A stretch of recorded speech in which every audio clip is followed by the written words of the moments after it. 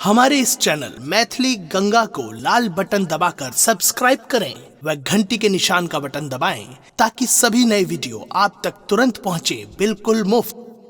जय अम्बे मां, जय अम्बे मां, जय दुर्गे मां, जय दुर्गे मां, जय अम्बे मां, जय अम्बे मां, जय दुर्गे मां, जय दुर्गे मां।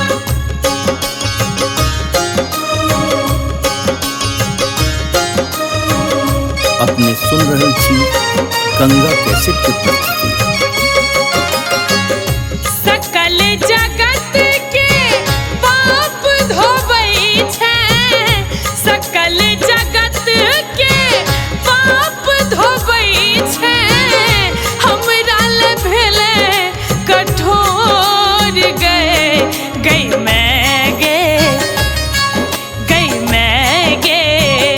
पोछ दे कन्या चर सो तू नोर गए मैं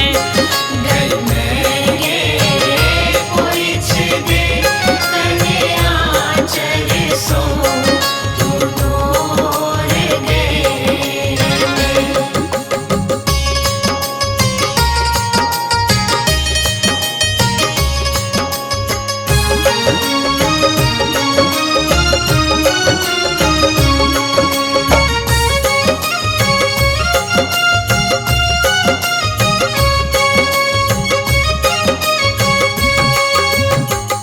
बड़ दुख सहलों छोट उम्र में, सुखक देखा दे जो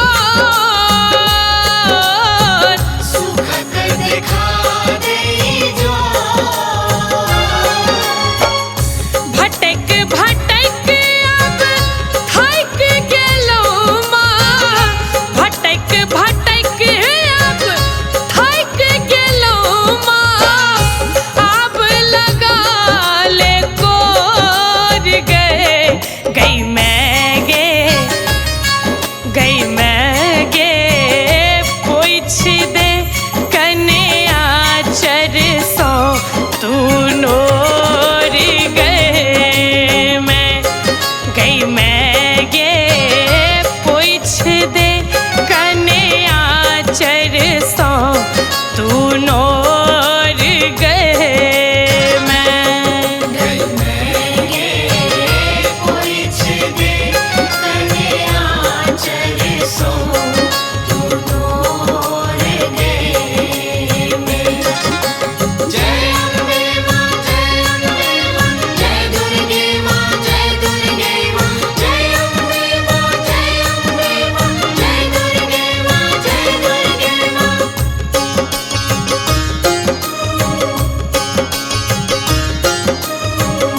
अपने सुन रहे छी गंगा कैसेट की प्रस्तुति। कहब कतेक हम सहब कतेक दुख, जिंदगी भेल पहाड़, जिंदगी भेल पहाड़।